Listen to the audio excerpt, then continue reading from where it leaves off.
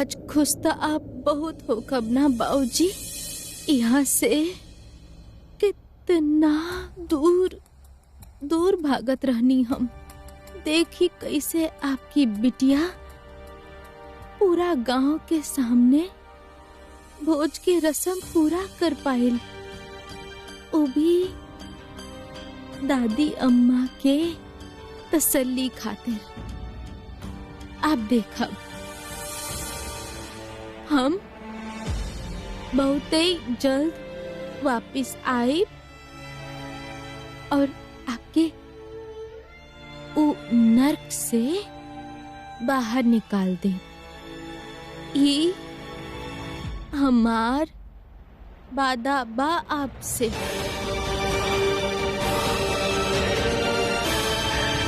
अब सब रस्म खत्म हो गई। रानी के सच बतावे के पड़ी कोनो न कोनो तरह। पिंकू, आप रानी के आपके बहन कहाँ है? वो तो अपना कमरा में बाड़ी। बाकी आप हमरा साथ गिल्ली डंडा खेलब?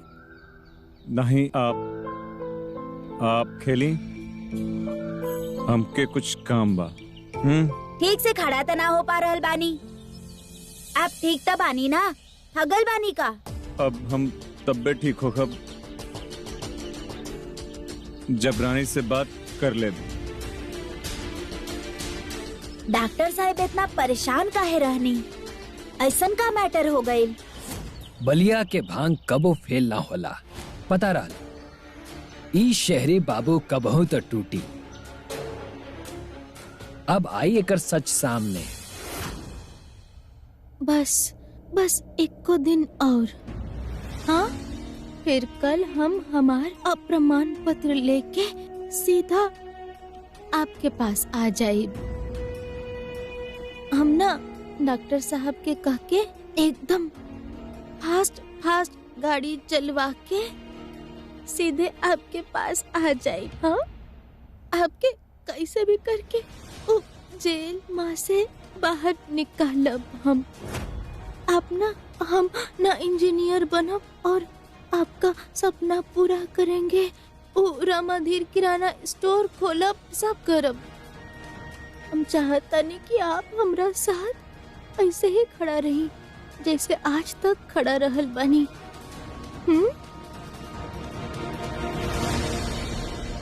डरे के ना हो, तू तो अपने बाबूजी के ताकत हो, शक्ति हो। शक्ति कभी ना भुलाए क्या बेटा कि तोहार केवल नाम रानी ना हो, तू अपने बाबूजी के राजकुमारी हो बिटिया।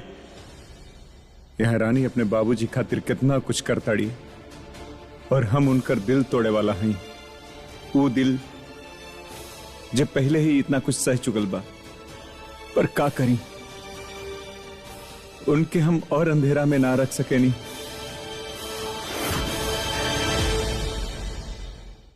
रानी,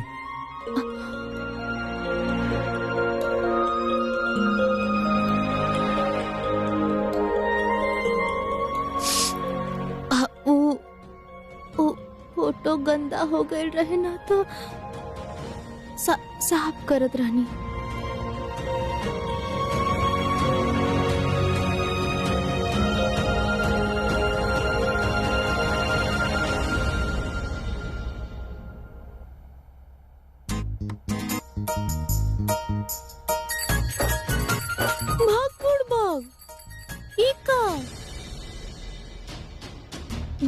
डॉक्टर साहब, हाय माता रानी, हमसे एक संभालल नहीं के जात और ये गुना दू काहे कर देनी। आपके किस्मत इतना बुरा नहीं है। वीर एक्के हवा दूना। देखी रानी, आप इधर आए, बैठ जाएं। हमार बात सुनी। जब से हमनी गांव आयल बानी, हम आपके सब बात सुननी, रस्म भी कहनी। अब थोड़े देर खाती आप शट अप। हम बोलब और आप सुनब। बोली, सुन रहल बानी हम।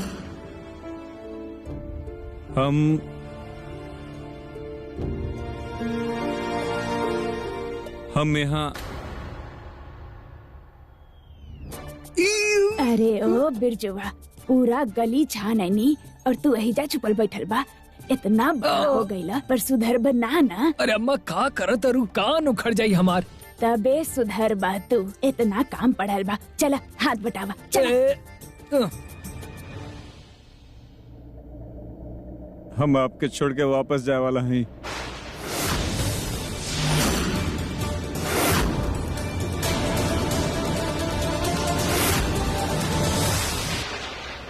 छोड़ के जाए वाला बानी? लेकिन आप तो हमके पकड़ ले भी नहीं की। माने कुछ छोड़े खातिर ओकरा पकड़ल जरूरी बा ना। रानी आप बात के सुनत नहीं थी। अरे आप बात ही गलत बोलतानी। हमरे बात के ध्यान से सुनी प्लीज। ये मजाक ना है, ये सीरियस बात है। रानी सा हमके रानी सा ऊ कैसे बात करे नी? तहार औकात नहीं खे हमरे सामने बैठे के। उठा, चला, जूता साफ करा। और रानी सा जैसे ऐसे रौब से बुलावेली, वीर। और आप कैसे ऐसे सर में दुबक के आंख झुका के बोले नी, यश रानी सा, जी रानी सा। और फिर वो ऐसे गुस्सा में कहेली, तो हर हिम्मत कैसे भइल हमार बात ना माने के। हाँ नहीं के हमरे में हिम्मत। रानी सा के खिलाफ ना जा सके नहीं हम। प्लीज हमरे बात के ध्यान से सुनी। अबे भार के और ना उठा सके नहीं हम।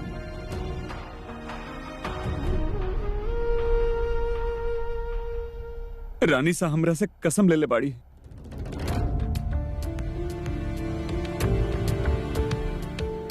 लेकिन हम यहाँ आपके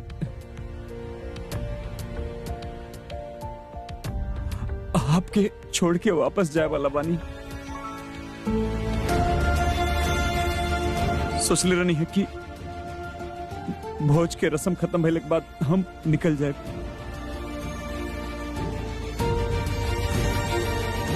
अब तक हम बहुत बोले हैं रानी, अब हमके जाए के पड़ी।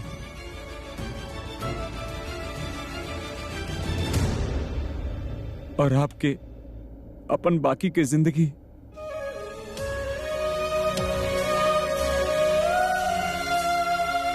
राजौत परिवार से दूर, अपने बाबूजी से दूर बितावे के पड़ी। रानी सा ना चाहेली कि आप हमनी के घर में एक सर्वेंट या बहू रानी या हमारे पत्नी के तौर पे रही। रानी के गांव लेके जाए के बा और ओकरा उहे पे छोड़ावे के बा, हमेशा हमेशा खातिर। आप जाने नहीं, अंदर ही अंदर खुद से लड़त रही है हम। समझ नहीं आवत रहा कि इतना बड़ा बात आपके कैसे बताई। रानी सा के और दुख ना दे सके नहीं हम। रानी उनके साथ अच्छा खेलने की कोशिश में आपके साथ हमके गलत करे के पड़ी। जौन कुछ भी रहे बस यहीं तक रहे।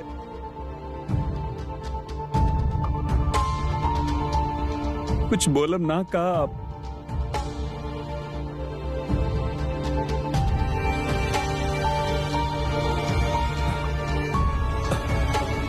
हम जानते नहीं, हम जानता नहीं कि आप बहुत नाराज बने, लेकिन आपके बिना बतौले कैसे जा सकत रही हैं हम। हाँ शायद थोड़े देर खाती आपके बुरा लगी, तकलीफ हुई, लेकिन जैसा आप कहे नहीं, टाइम है, गुजर जाई।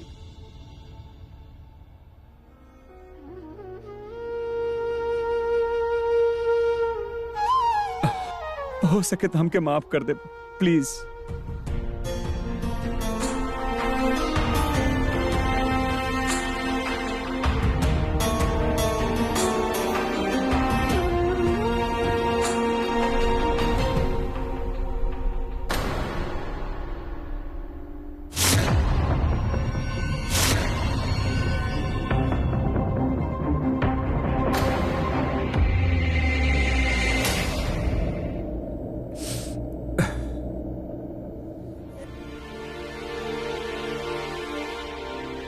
रानी,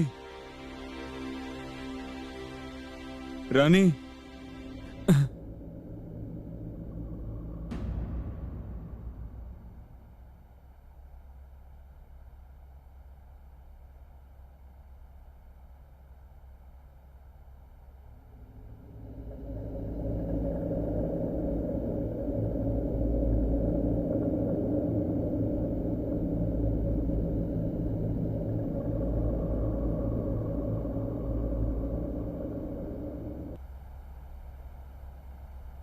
कहा लड़की है ये?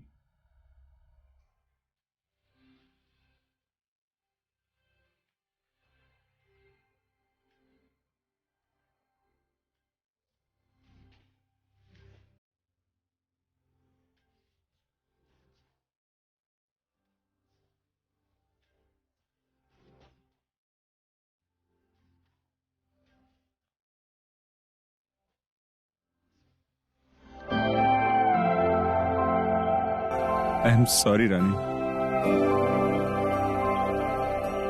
हम आपके सच बतैले का बहुत कोशिश कई नहीं, लेकिन हम और ना रुक सके नहीं। रानी साहब से और झूठ ना बोल सके नहीं रानी।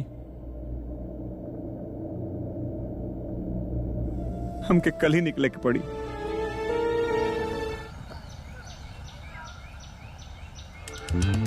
हा बढ़िया उम्दा चाय बनवले बड़ा।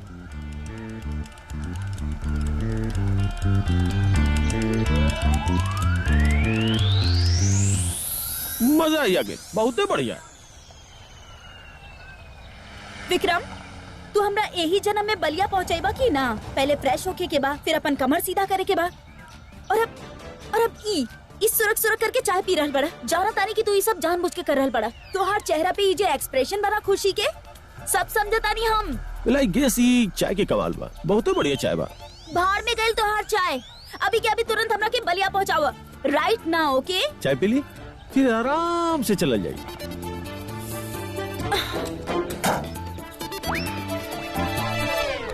क्या रहा बेबी, अभी तो बहुत दूर और बहुत धीरे धीरे जाए के बाद तो यार पेशेंस खत्म हो जाए, पर इस सफर ना।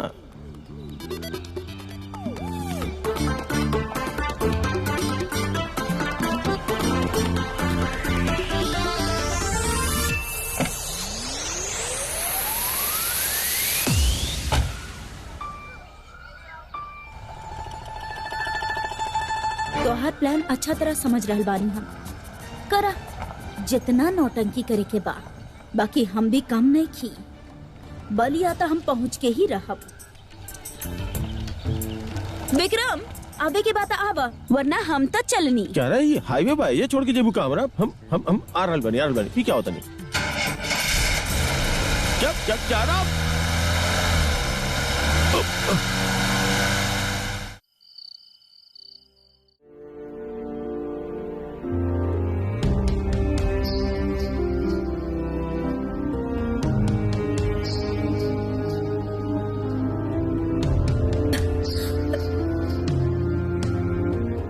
राजमाता, आप अभी तक सुतनी ना? इतना रात हो गई।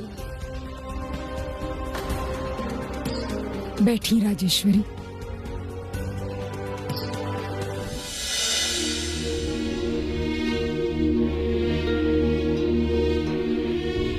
जब जिंदगी में अंधेरा ही अंधेरा छायल होके, तो फिर का दिन और का रात का भइल राजमाता? सब ठीक तबा? राजेश्वरी, आपके याद बा कि जब आपके और दिग्विजय के शादी भइल रहे तो हम आपसे एगो वादा कैले रहनी कि हम आपके बहू से ज्यादा अपन बेटी मानब, लेकिन हमके पता ही ना चलल कि जिंदगी के रफ्तार में हम कब अपना वादा से बेईमानी कर बैठनी।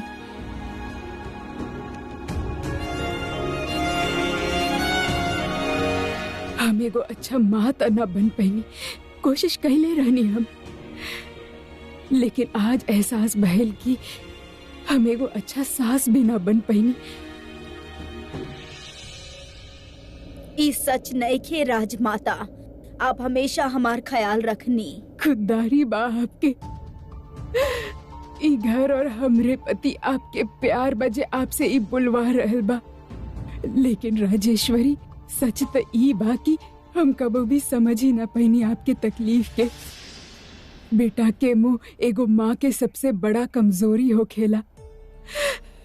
यही से जब हमके पता चलल कि दिग्विजय तकलीफ में बा तो हम मान लेनी कि ई तकलीफ के वजह आप ही बनी। हम ई कबो न सोचनी कि आप भी तकलीफ में बनी। हम आपके और दिग्विजय के सारा बात सुन ले बानी, सच जान गए बानी हम।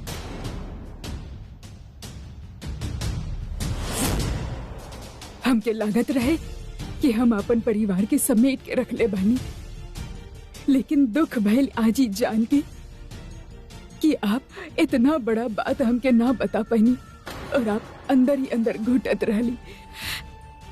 एगो औरत होके एगो औरत के परेशानी ना समझ पैनी हम आपके क्षमा चाहत अनी राजेश्वरी, हमके माफ कर दी। ना राजमाता ना, हमरा आपसे कोनो शिकवा नहीं खे। आपके जौन औदा बा, हमरा अंदर आपके खातिर जौन इज्जत बा, ओकरा माफी मांग के प्लीज छोटा मत करी।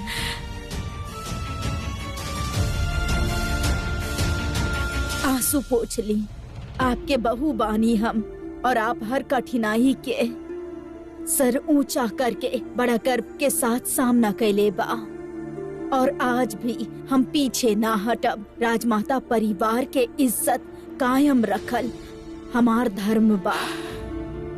आप तो सच जानत भी ना रहनी, आज भले आपके सब कुछ सच सच पता चल गई, लेकिन प्लीज राजमाता, एकर बारे में दोबारा हम ई घर में बात ना करब।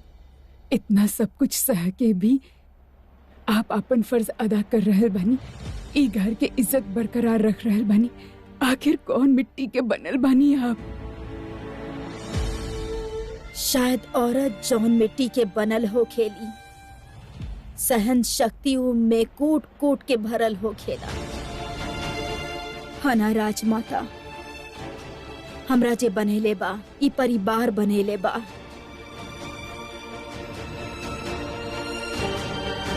चलिए अब सो जाई राजमाता, देर हो गई बा।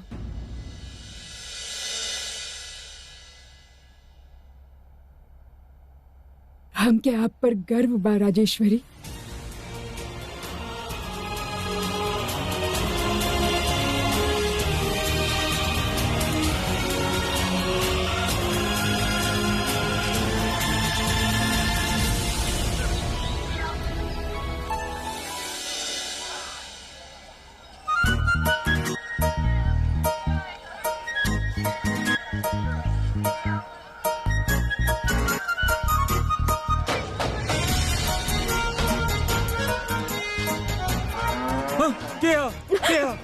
क्या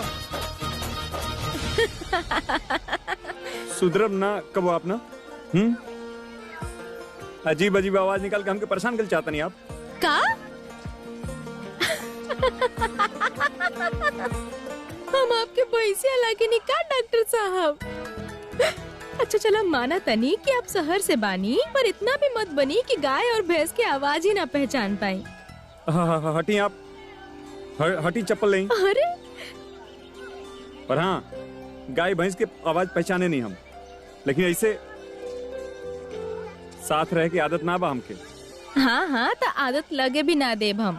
वापसी के टेम जे आ गइल बा।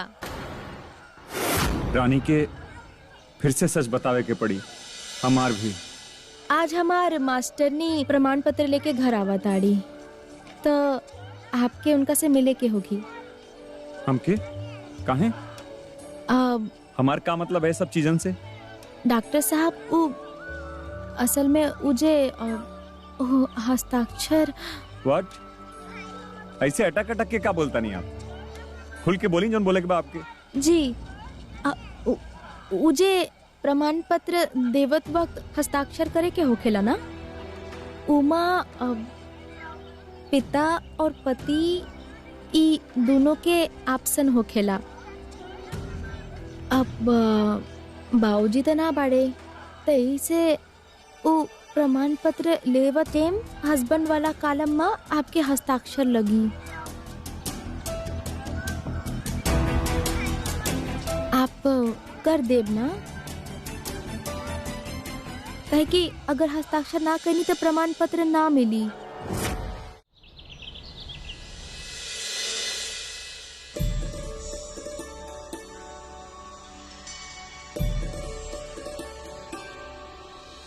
ई रानी तो हमनी के स्कूल के सबसे होनहार स्टूडेंट रहली। 18 ईयर से हमनी बच्चन के पढ़ा रहल बानी, लेकिन एकरा जैसन स्टूडेंट हमनी आज तक ना देखनी। फिर भी देखी ना कितना अफसोस के बात बा। इतना होनहार बच्ची होके के बावजूद भी दुनिया एकरा नौकर के बेटी ही समझल। सोचल ई बाबूजी के नक्शा कदम पे चली और नौकर के बेटी भी है और अपन औकात के अनुसार ही नौकरानी ही बनी। धन्य बानी आप जे आप हमनी के रानी के अपनाईनी, और जौन हालात में आपके ब्याह भइल ओकर बावजूद भी आप एकर पढ़ाई में मदद कर रहल बानी।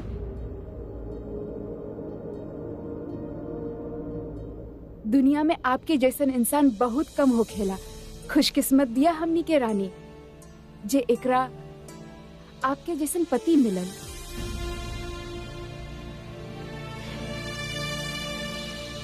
जी, साइन कहाँ करे के बा? हाँ जी, एजा हस्बैंड वाला कॉलम में।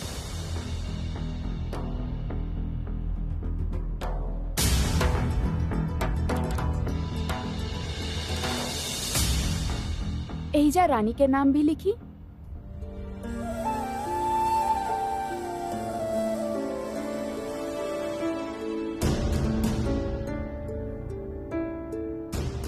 डॉक्टर से भी गलती हो ही जाला। सिर्फ रानी नाम लिखे से ना होगी, आपके एकर पूरा नाम लिखे के होगी। रानी वीर सिंह रजावत।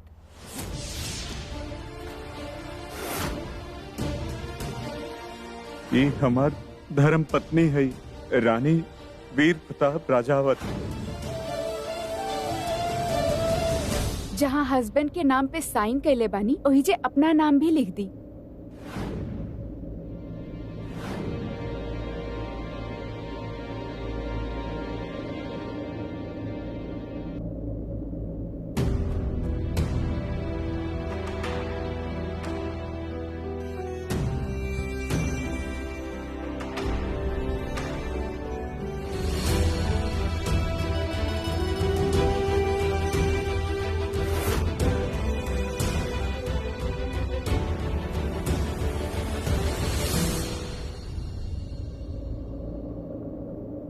मुबारक होखे रानी, ई रहल तहार परिमान पत्र।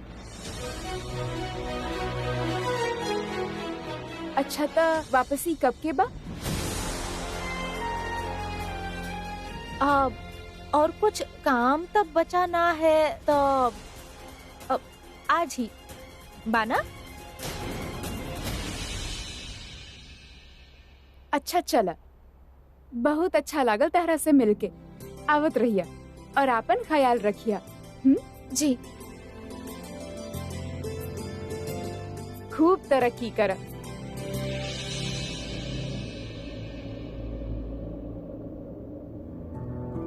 डॉक्टर साहब, ये देखी हमार प्रमाण पत्र।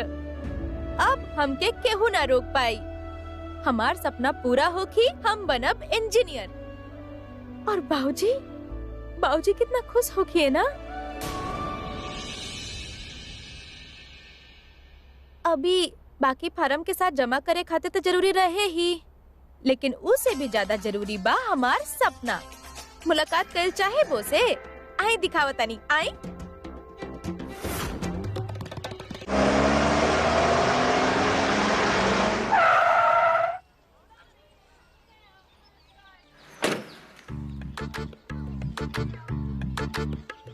विक्रम, तू अगर ऐसे ही हर 15 मिनट में ब्रेक लेते रहबा ना तो हमनी के पहुंचे तक वीर और रानी के वापस आ जाए के प्रोग्राम बन जाये। तो तोहरा ओकरा से का, तू तो वैसे भी वहाँ पे गांव वालन के भलाई खातिर जा रहल बाड़ू ना, अपन एनजीओ के काम से, राइट? या फिर कुछ और प्लान बा?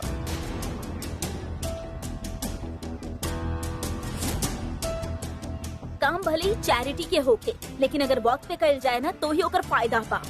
ऐसे डिले ना करे के चाहिए। अब हो गए होके तो चली। यार तू तो बहुत डाइन टाइप्स बाड़ू। वो का कहला तू? मतलब रात भर तू हमरा से गाड़ी चलोलू है, चे चे करके हमार कान खा गेलू है। अपन सॉफ्ट जैज मूवी प्ले कर करके हमरा बोर कर देलू, और ओकरा बाद जब तोहरा नींद नहीं आवा तो हमू ना सोई। हमरा से बहुत गाड़ी ना चली, हमार आँख नहीं खुलत। ओके, हम भी ना गाड़ी चले ले बनी। ओके यार देखा, सीधा सा बात बा, अगर हम अभी गाड़ी चलोनी ना तब बलिया के जगह हम पहुंच जाए स्वर्ग और तू पहुंच जेबू नर्क। You know what, you are right Vikram. ऐसे गाड़ी चलावल तो सेफ ना रही। एक काम करा, तू सो जा और हम तरह के डिस्टर्ब भी ना करब। Thank you.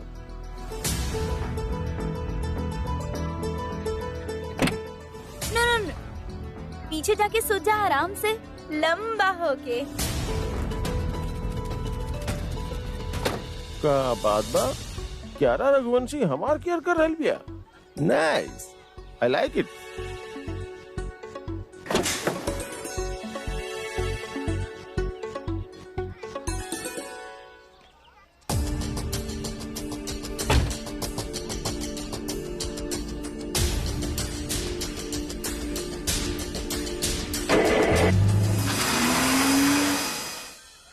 आप जाना था नहीं कैसे स्कूल जाते बच्चन रोत रहले, बहाना बनावत रहले, लेकिन हम खुदे ही उठत रहनी, खुदे तैयार भी होत रहनी और साइकिल पे बैठ के पेडल मार मार के स्कूल जाए करत रहनी। वापसी के टाइम हम आराम से हमार जमीन पे बैठ के गन्ना चुसल करत रही। एक अजीब सा सुकून महसूस होकत रहे, एक लगाव सा बन गई रहे उस जगह से। हम जानता नहीं वहाँ के रास्ता हमार मन में रट ले बा कि वहाँ पे पट्टी भी बांध देवे ना, बिना देखले वहाँ पे हम पहुँच जाए। देखल जा अब 10, 9, 8, 7, 6, 5, 4, 3, 2, 1। ई रहल हमार सपना। इहे खुली रामाधीर किराना स्टोर।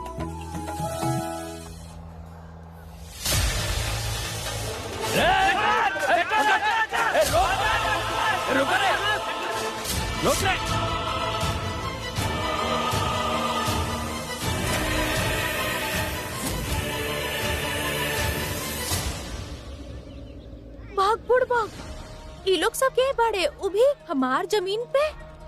रह दी, बस खेलत हुए लोग। नहीं डॉक्टर साहब, आप जानत नहीं की यहाँ लोग मजे मजे में खेल खेल जाए ले।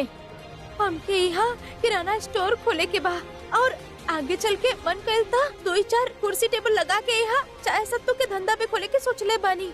यही से थोड़ा सा बड़ा जमीन खातिर हम एडवांस भर ले बानी। एकरा कबड्डी के मैदान ना बने देव हम। रानी रुकी, रानी। ए लंपट लोग, रुक जा। अरे भागा यहाँ से, भागो जा, भागा। अरे हटा, अरे बंद करा सब। हमार जमीन में बिना हमरा से पूछे का हुड़दंग में चले बड़ा। हाँ के बड़ा तू लोग? तो हर जमीन कहवा नाम लिखल बा? नाम तो तहार माथा पे भी ना लिखल बा ना, तो तहार सर पे चढ़ के कबड्डी खेली हम। अरे हमार जमीन बा, एडवांस देले बानी हम के खरीदे खातिर। बाकी का रकम खातिर भी कागज जमा कर देले बानी बैंक के शाखा में, बुझनी?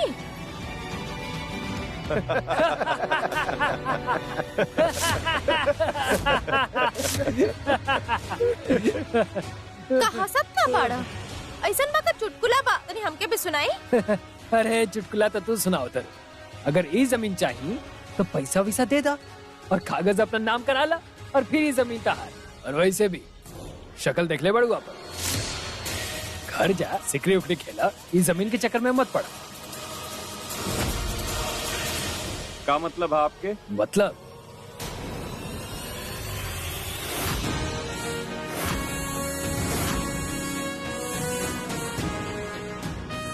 समझे के बा तो सुन, इस जमीन पे हमार बड़का भैया के कब्जा बा। गाँव छोड़, पूरा बलिया के बड़का भैया हमें। का बकवास लगा रखा है? हाँ, एक देंगे ना खींच के। इका कब्जा कब्जा उपजा का है? हमार जमीन भाई बाबूजी खातिर बयान भर ले बानी हम खुद। के? अच्छा अच्छा अच्छा, रामाधीर सिंह। हाँ, ओकर पता चलल हमरा के। अरे वो खूनी था जेल में बा। अरे वो ही जमीन लेके क्या करे? ओकर जिंदगी तो जेले में कट जाई।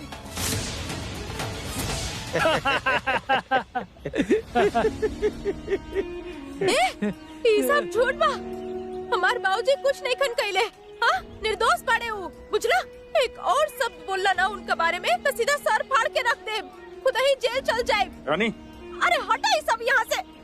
रानी, रानी, रानी, रुकी प्लीज, रुकी प्लीज, रुकी। देखिए आप लोग का कब्जा बोला था नहीं, आप लोग गलत है। कुछ लीगल तरीका होला, कानूनी तौर पे ये सब। अच्छा, कानून। ई शहरी का बकवास कर रहल बा? अब कानून के बारे में तू हमरा बताइबा। बड़का भैया ही यहाँ के कानून बाड़े। ई बात के गांठ बांध के अपन बुद्धि में फिट कर ला। बाड़े के तहारी बड़ भैया। हाँ, बुलावा उनका यहाँ, छोट करके रख दे। हाँ, बाड़े कहाँ हूँ? कहाँ मिली है? कहाँ ढूंढी हम उनका? ढूंढल तो भगवान के चाला।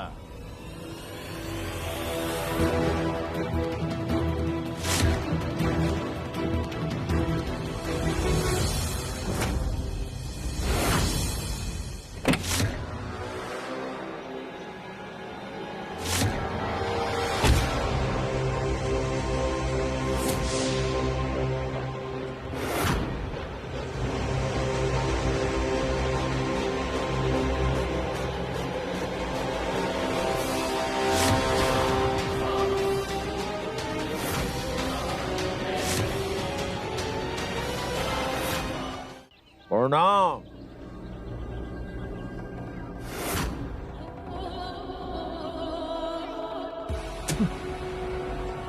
हम वही बड़का भैया।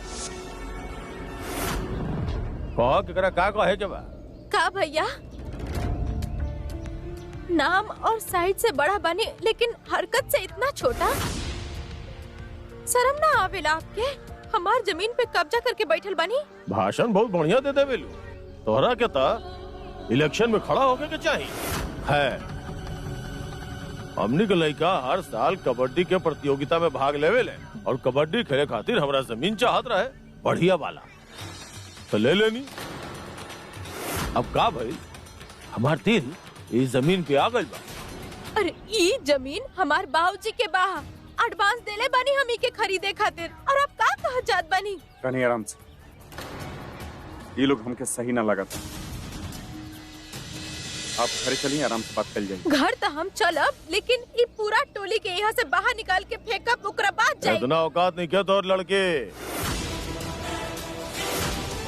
लेकिन तोर काम के बात करता नहीं। यहाँ और भी बहुत सा जमीन खाली पड़ल बा, ओकरा खरीद ले। काहे कि ये जमीन तो हाथ से गई, ये वापस ना मिली। बिकाउल अभी जमीन पे हमार कब्जा बा। बदमाश बुड़बक, तो हर चारा नोच के खाइब हम। देखा तू अभी।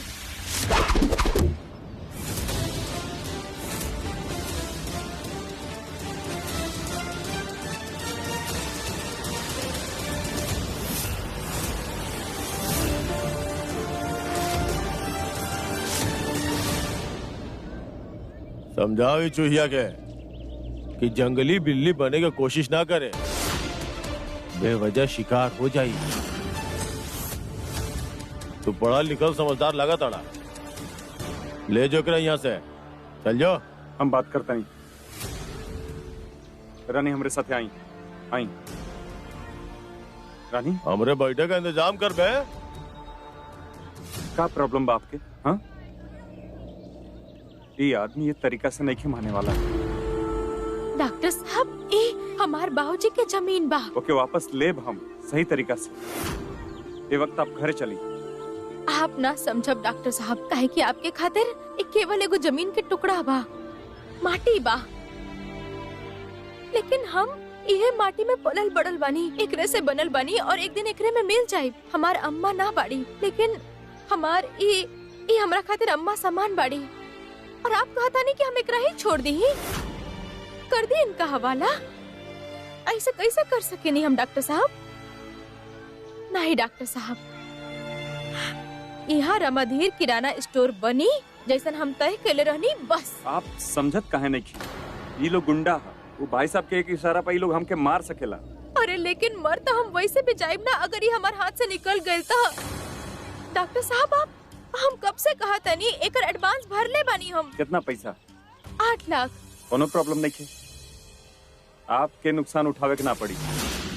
आप कोनो भी एक जमीन चूज कर ली, आप खातिर खरीद देब हम। अभी के अभी आपके अकाउंट में ट्रांसफर कर देबू वो अमाउंट। Problem solve. एक काम करें, अपन अकाउंट डिटेल दें। एगो छोट के अमाउंट खातिर इतना बड़ा तमाशा करता ही लोग। अकाउंट डिटेल्स बताएं। क्या भाई?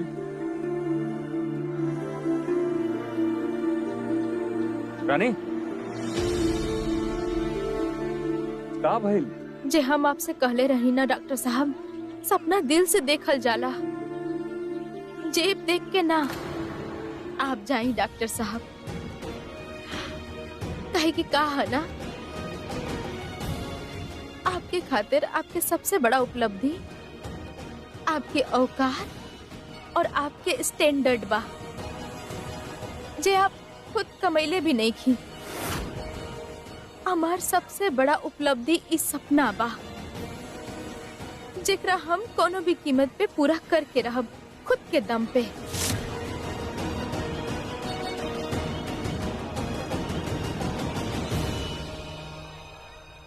कहाँ फंस गए बानी हम? अब कैसे निकली यहाँ से? सुनो रे ससुरा, सब के सब।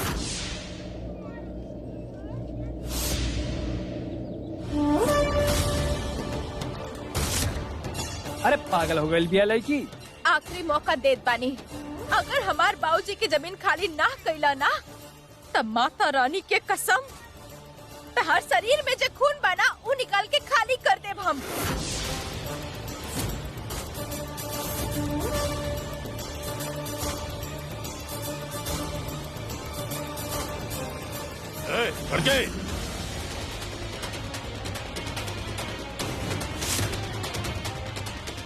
रुक जाइए।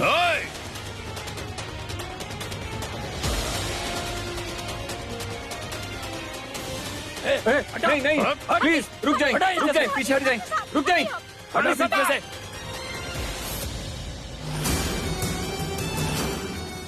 Stop it.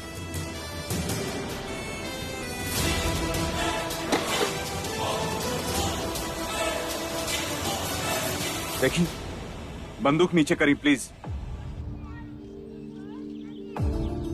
ऐसे में का रखल भाई जमीन में, जो ना आप लोग इतना पीछे पड़ गए बनी। मान जाई ना। अरे कबड्डी ही तो कहीं और जाके खेल ली। कितना जमीन पड़ल बा यहाँ पे। ठीक बा, फाइन फाइन। हमारे पास एक और डील बा आप खातिर। इस जमीन के छोड़े खातिर आप लोगों के जितना पैसा चाहिए हम उतना देवे खातिर तैयार बा। ये ठीक रही ना?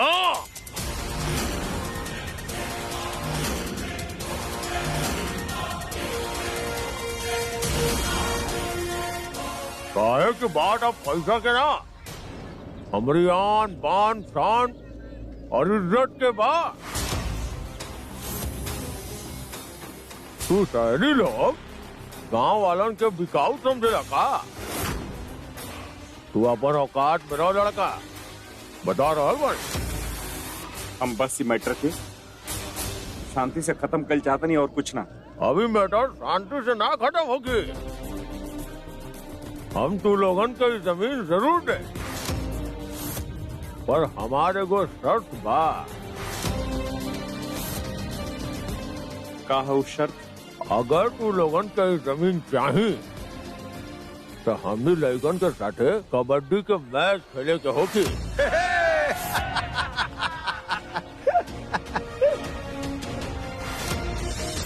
जे कबड्डी के मैच जीती ये जमीन ओकर, जे हारी हुई जमीन के आस पास बिना भटकी। ये कबड्डी के स्कोर से आप तय करब कि जमीन के मालिक के हुई। कबड्डी के मैच ना तो जमीन भी ना।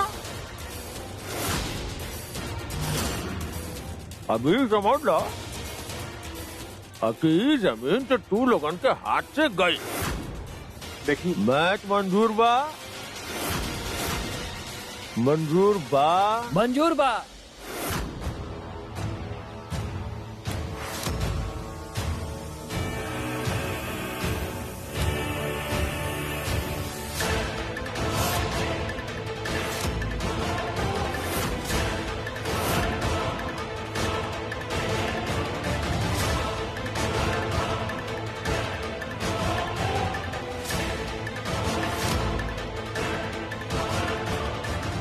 फिर जो का पागलन वाली हरकत करता नहीं आप, हम हैंडल करता नहीं ना।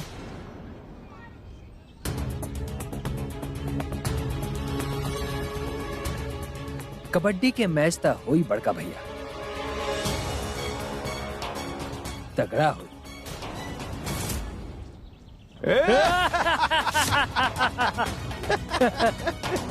पहले रानी और अभी बिरजू, ये सब चलत रही तो कैसे निकला हम यहाँ से। रानी सा के दोबारा फोन आइल और हम यहीं रहनी तो बात बिगड़ जाएगी।